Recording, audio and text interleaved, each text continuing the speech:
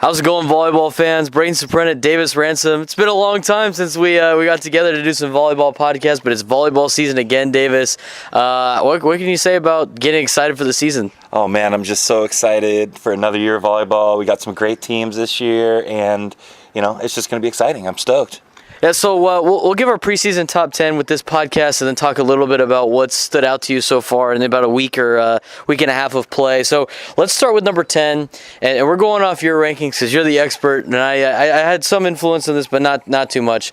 Patrick Henry, we're saying off camera, not necessarily maybe a top 10 team, but they're your sleeper pick. Why are they your sleeper pick? Well, they've already had a good win over Otay Ranch. They were down 0-2 and ended up winning in 5, and Otay I thought was going to be a good team this year too. So having that win under their belt is awesome. But they got a lot of returners and really solid in the middle. And they got Coach Alyssa Hernandez, who's really got the program sort of going in the right direction. They're coming off of one of their better years in recent history last year. So I just think they're going to be sort of a sleeper team to watch this year for sure. Let's check out number 9. We got Santa Fe Christian. It was a pretty decent team last year. I remember going up to one of their games. What could we say about the Eagles up there in the North County? Well, Coach Amanda Miles always has disciplined teams. She's always sort of got motivated, competitive kids, and they return a lot. They had probably the best libero in the year in the county last year, and this year they don't necessarily have maybe that caliber of player, but they're really balanced and they're very disciplined. They got a returner on multiple pins. Abby Phillips has a bunch of kills coming back. Anna Abele has a bunch of kills, and they also got Sarah Jones returning, as well as numerous others. So I think they're going to be really good this year. Class of the South Bay, though, Eastlake coming in at number 8. They were always hanging around last season. What can you say about Eastlake this season? Got a couple of sand volleyball players potentially at the next level. Yeah, so this year, Coach Mack down in Eastlake, I think, has got a really good squad. He brings in his daughter, who's an excellent, experienced young player, but they also have Maddie Bogle, who is going to Hawaii for sand volleyball. She's an excellent player, and a bunch of other talented athletes around him. He's very competitive. They're always a tough serving team, so I think Eastlake's going to be really good this year. Let's get to Ramona. Ramona was a team last year that was scrappy that we saw in that early tournament at La Jolla. Wanted to get an interview with them. We'll go hopefully check out one of their games like we promised last year. And they also have a sand volleyball player that's going to play at the next level. Yeah, Gracie Seitz. She's going to end up at Louisiana State for sand volleyball, but she can hit too. She's a big, strong girl, and I think they got a bunch of other pieces. They got a bunch of returners. They did lose kind of 2 of their studs last year, but they have so many other good pieces that I think they're going to be in really good shape. Let's go to number 6, the second half of our top 10 here. Bishops, another good team historically in San Diego County. They got 2 young players that are going to be playing, one playing on the sand and one playing on the hardwood. Yeah, absolutely. Athena Leota is a senior now for them. She's going to be playing at Colgate. She can really take over the match in the middle, and she's super smart, low error player. She's going to be good for them. They also have Brooke Buckner, who's going to UCLA for sand, and she's super solid ball control player. And they got a good setter, Matty Yu, and Coach Maddox, like I said, is I think he's the best coach around, and he always has his teams playing well. I think they're going to be a tough team to beat. Let's get into our top 5 here. La Jolla Country Day, one of their arch nemesis of Bishops. They got some great players. McKenna Kowalski has actually done a really good job so far this year. But what can you say about La Jolla Country Day? I think this is one of La Jolla Country Day's best teams in the past 5-7 years, something like that. They got a big time middle, Samantha Francis, who can just absolutely take over matches in a lot of different ways, blocking and attacking.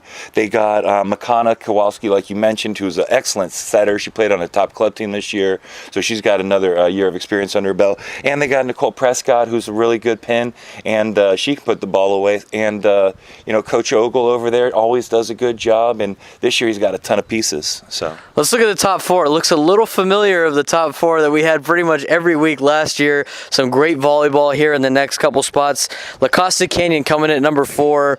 Well, change a little bit at coaching, but you got a nice player in Morgan Lewis coming back. What do you say about the Mavericks? I think La Costa Canyon's going to be good this year. Last year they had some injuries, and that kind of made them stumble just a little bit. This year they got a new coach.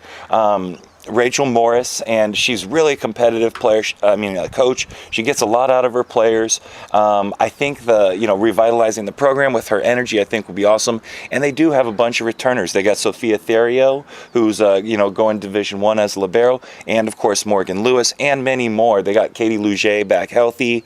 I think they're going to be a really tough team for sure. Let's get into the top three now. Canyon Chryst Academy was a great team last year, defeated Cathedral in the playoffs, and then, they came up short against Torrey Pines multiple times, but that Del Mar Heights corridor seems to be really good for volleyball. Yeah, Canyon Chryst is always going to be good. This year I think they're going to be an excellent team as well. They returned probably their best player from last year, Evie Gonzalez. They have Olivia Shawi back. She played great last year. Coach Haas always does a good job, especially in the mental side of the game. And they brought in an excellent coach for the varsity, Louis Quatak, who is got a ton of pedigree as a coach. That I think he's going to really help them a lot as well. So I see big things from Canyon Chryst this year. So let's move from Canyon Chryst down west a little bit, Del Mar Heights Road, Cathedral Catholic number 2. What do the Dons have? This year, Cathedral, I think, has the best libero in the county, Karenna Whirl. She's going to North Carolina, and she can absolutely dominate. She can take more court in the back row than probably anyone out there this year, as well as returning Peyton Wilhite, who's USC bound, and many other pieces, especially the emergence of Lindsay Miller in the middle, who can absolutely dominate the net. I think Cathedral's going to be the best they've been in 4 or 5 years. Let's look at the number 1 team, though. Torrey Pines, the Falcons, CIF champion last year. A great team. Had so many Division I athletes last year on that court, but you got a couple of them coming back right here for the Falcons. Yeah, and Coach Brennan, Dean over there, they don't have down years. Torrey Pines, they're just always good, and they just reload. Keeps a lot of young players, playing at a competitive level. So every year they're going to be good. But you're right, they do return a bunch of excellent players. Emily Fitzner's back; she can score, and she's an amazing setter. They got McCall Pete, who's signed now to Penn State. She's an excellent takeover libero in the back row, and of course Kendra Ham, who can just go ham in the front row. She's going to Cal Poly San Luis Obispo. So I think Coach Dean, he's going to play a really tough schedule. I think they're probably the best team in San Diego, but remains to be seen. So I'm excited for this year. Yeah, it's early in the season. We're excited. So let's recap the top 10. Patrick Henry 10, Santa Fe Christian 9, Eastlake 8, Ramona 7, Bishop 6, La Jolla Country Day 5, La Costa Canyon 4, Canyon Chryst Academy 3, Cathedral Catholic 2, and Torrey Pines 1. As we see the new emergence of sand volleyball being popular at the high school and the college level, do you see what is the differences between, obviously besides playing on a different surface and the number of players, but between the hardwood and then playing in sand? And do you see a trend of a lot of girls now kind of venturing towards sand volleyball when it comes to college? I do, and we see a lot more specialization in that, whereas sand volleyball athletes weren't really a thing 4 or 5 years ago, per se. Now a lot of girls are going that direction, and they're actually starting to play, exclusively sand, which I think is awesome. It's a different game. So I love seeing that they have those options. I really love both of them, and I think they're different enough that I really appreciate, what each brings. But I'm stoked on the sand volleyball stuff, and living in San Diego, we got a bunch of great, sand volleyball athletes out here for sure. How much is there a lot of intermingling between the sand volleyball and then the traditional volleyball that we see? Do most girls that play the traditional volleyball play sand and vice versa?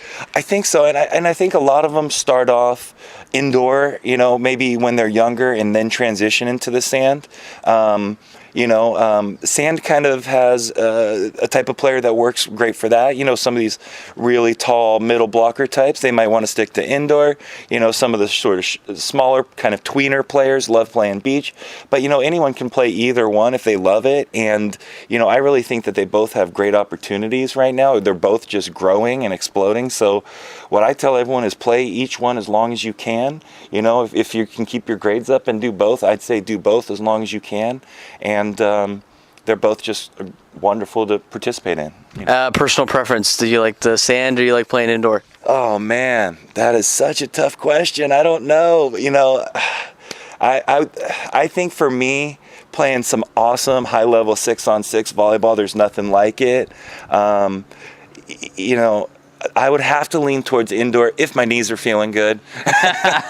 Otherwise, I'll be out there on the beach, and I love that game too. And they're both just so special and so dear to me. It's hard to choose. Start originating in Huntington Beach. I would imagine you'd be more into the beach. But there's something about indoor volleyball that's just so much fun. We're excited for the season. Davis Ransom, Braden Soprano, we're giving you all the volleyball action throughout the year, just like we had last year, right here on Southern California Prep Insider.